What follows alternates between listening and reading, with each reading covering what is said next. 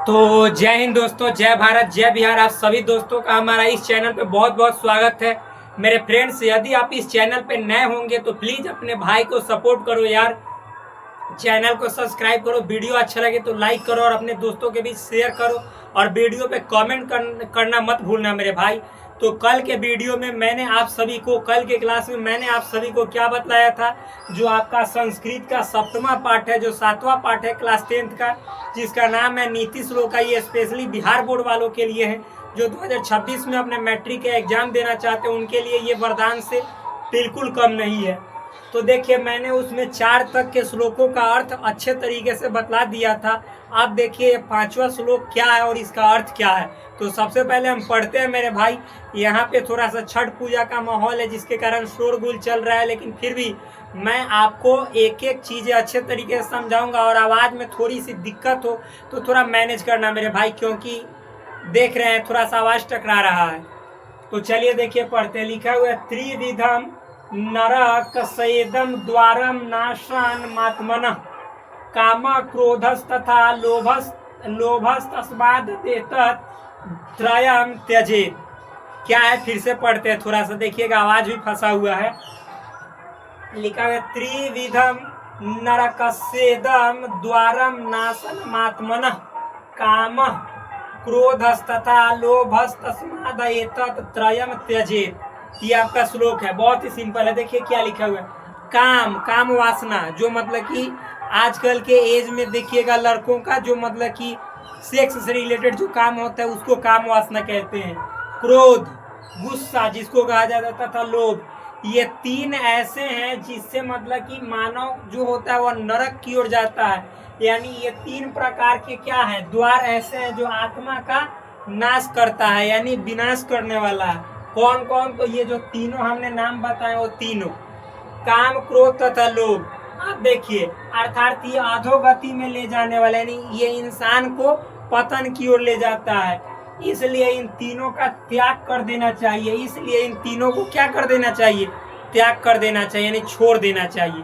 तो इतने समझ में आने के बाद अब देखिए हम लोग, मतलब ये वाला श्लोक का अर्थ समझ में आने के बाद अब हम लोग अगले श्लोक पे बढ़ते हैं। आगे देखिए, षड दोषा पुरुषेण हातव्या भूति मिच्छता निंद्रा तंद्रा भयम क्रोधा आलस्यम दीर्घ सूत्रता। मतलब 6 प्रकार के दोष हैं जो पुरुषों को क्या करना चाहिए? त्याग देना चाहिए।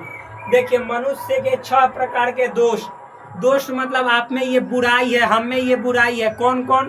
तो देखिए 6 प्रकार में, निंद्रा, ज्यादा सोने से भी मनुष्य को तकलीफ होता है। तंद्रा, काम करते समय काम नहीं करे बल्कि ऊँघनी हो रहा है, तो ये भी गलत है।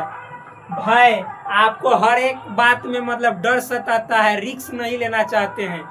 क्रोध, गुस्सा आप करते हैं। आलस से आप कोई काम में आलस करते हैं। तथा दीर्घ सूत्रता, जो काम आपको 2 घंटा का उसमें लगाते हैं 20 घंटा। यानी ऐसी ऐसी आप में दुर्गुण है, गलत गुण है, तो समझिए कि वो आपके ऐश्वर्य प्राप्ति में यानी संपत्ति अर्जित करने में बाधक है, हानिकारक है। अतः मतलब कि इसको क्या कर देना चाहिए? त्याग कर देना चाहिए। क्यों? क्योंकि ऐश्वर्य प्राप्ति में ये सब बाधक बनने वाले हैं। बाधक बनने वाले मतलब रुकावट डालने वाले हैं। तो इस तरह से इन मतलब कि जैसे 6 का क्या कर देना चाहिए? त्याग कर देना चाहिए। तो चलिए, इसका भी श्लोक का अर्थ समझ में आ गया, इसका भी आ गया। अब हम लोग अगला देखते हैं। अगला क्या है? लिखा हुआ है, सत्येन रक्षते धर्मो विद्या योगेन रक्षते मृजया रक्षते रूपम कूलम वृतेन रक्षते। कितना अच्छा है। देखिए, सच बोलने से धर्म की रक्षा होती है। यदि आप सत्य के राह पर चल रहे हैं यानी धर्म का पालन कर रहे हैं, यानी सत्य की रक्षा होती है। निरंतर अभ्यास से विद्या बढ़ती है। आप यदि लगातार अभ्यास कर रहे हैं, परिश्रम कर रहे हैं, मेहनत कर रहे हैं, तो आपकी विद्या दिन प्रतिदिन बढ़ती है। मार्जन अर्थात स्नान आदि से सुंदरता कायम रहती है। आप शरीर को अच्छा से मल कर स्नान करेंगे, शरीर को धोएंगे सही से, तो आपकी सुंदरता, स्वच्छता, साफ सफाई क्या है? बढ़ती जाती है। तथा अच्छे आचरण से वंश या परिवार का मान बढ़ता है। और आपका आचरण सही होगा, आप चोरी, लबारी, डकैती, लोभ, मोह, काम, वासना इत्यादि के चक्कर में न रहेंगे, तो आपका क्या होगा? तो आपके कुल का, आपके वंश का, खानदान का, परिवार का यश, मान, सम्मान सब बढ़ता है। तो चलिए, ये 7 तक श्लोक का अर्थ मैंने आपको बताया। 8, 9, 10 3 श्लोक और बचे हुए हैं। इसका मैं अर्थ आपको अभी बतलाता हूँ। तो चलिए देखते हैं 8, 9, 10 क्या कहता है। देखिए मेरे दोस्त, श्लोक नंबर 8, 9 और 10 का क्या अर्थ है। सिंपल है, देखिए पढ़ रहे हैं। सुलभा पुरुषा राजन सततम प्रियवादिन, ये तो पहले पढ़ देते हैं पूरा। अप्रियस्य तु पथस्य वक्ता श्रोता च दुर्लभ। मतलब बोला जा रहा है कि हे राजन, मधुर वचन बोलने वाले तथा सुनने वाले हमेशा आसानी से मिल जाते हैं। यानी इसमें कहा जा रहा है, कौन कह रहे, विदुर जी कह रहे किन से, धृतराष्ट्र से, कि हे राजन, हे महाराज, जो सही बोलते हैं, जो मधुर बोलते हैं, वो आसानी से, मतलब कि मधुर बोलने वाले तथा सुनने वाले दोनों आसानी से मिल जाते हैं। लेकिन ऐसे लोग कम ही मिलते हैं, ऐसे लोग बहुत कम मिलते हैं जो हितकारी कटु वचन बोले, यानी आपके हित के लिए भी हो लेकिन वो वचन कटु हो। वैसे लोग बहुत कम मिलते हैं और सुनकर दुखित नहीं होते हैं। तो समझ जाइए कि ऐसे लोगों को ढूंढना बड़ा मुश्किल होता है। कहने का आशय समझिएगा, इसमें कह रहे हैं विदुर जी कि हे राजन, ऐसे पुरुष आसानी से मिल जाएंगे और सुनने वाले भी मिल जाएंगे जो हमेशा, मतलब कि जैसे मधुर वचन बोलते हैं तथा सुनते हैं, ये आसानी से मिल जाएंगे। लेकिन ऐसे लोग जब आप खोजेंगे जो हितकारी, मतलब आपके भलाई वाला भी, कटु भी वचन हो, कैसे कहते हैं, सत्य है मगर कड़वा है, तो वैसा सुनने वाला बहुत कम लोग मिलते हैं अथवा मिलते ही नहीं है। यानी जो सुनकर भी नाराज नहीं होते हो, एक्सेप्ट कर लेते हो। तो ये बात हो गया। अब देखिए दूसरा श्लोक। पूजनीय महाभागा पुण्याश्च गृहदित्तयः स्त्रिय श्रियो गृहस्योक्ता अस्तस्मात् द्रक्षया विशेषतः। फिर से पढ़ देते हैं। देखिए, पूजनीय महाभागा पुण्याश्च गृहदित्तयः स्त्रिय श्रियो गृहस्योक्ता अस्तस्मात् द्रक्षया विशेषतः। ये आपका श्लोक है।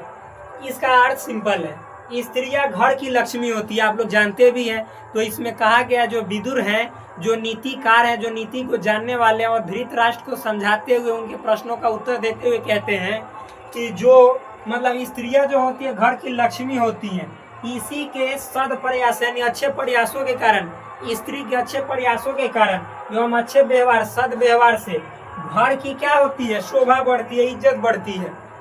महापुरुषों की जन्मदात्री यही होती है, और स्त्रियां ही बड़े बड़े महापुरुषों को जन्म देने वाली होती है। इसलिए स्त्रियां सदा रक्षणीय होती है। इसलिए स्त्री की हमेशा रक्षा होनी चाहिए, हमेशा उसकी भलाई होनी चाहिए। आगे देखिए, आगे लिखा हुआ अकीर्तिम, जो कि आपके पाठ्य पुस्तक का 10वां यानी अंतिम श्लोक है। अकीर्तिम विनयो हंति हंत्यनर्थम पराक्रम हंति नित्यम क्षमा क्रोधमाचारो हंत्य लक्षणम। देखिए क्या है, विनम्रता अपयश को दूर करता। यानी आप यदि विनम्र रहेंगे, आपके पास विनम्रता वाला स्वभाव रहेगा, तो अपयश यानी बुराई को दूर कर देता है। पराक्रम पौरुष जुल्म को नाश करता है। आज जो पराक्रम है, पराक्रम तो जानते ही हैं, यानी आपके अंदर शक्ति, पौरुष, ताकत, वह जुल्म को नाश कर देता है। यानी जुल्म जो करता है उसका नाश हो जाता है पराक्रम से। क्षमा करने से क्रोध नष्ट हो जाता है, और यदि आप किसी को क्षमा कर देते हैं तो क्रोध नष्ट हो जाता है। तथा सदाचरण से कुलक्षण अर्थात बुरी आदतें दूर हो जाती है। और यदि आप अच्छा आचरण करने लगते हैं तो जो कुलक्षण है, जो बुरी आदतें हैं, वो सब अपने आप नष्ट हो जाती है। तो ये आपका 10 श्लोक हैं, जो कि अच्छे तरीके से मैंने समझा दिया। पिछले वीडियो में मैंने आपको 4 श्लोकों का अर्थ बतलाया था, इस वीडियो में मैंने आपको 6 श्लोकों का अर्थ बतलाया। इस तरह से आपका नीति श्लोक का जो 7वां पाठ है वह बिल्कुल समाप्त हुआ। तो मिलते हैं नए वीडियो, नए क्लास के साथ, आप सभी के साथ, कर्मवीर कथा के साथ। तब तक के लिए धन्यवाद, नमस्कार।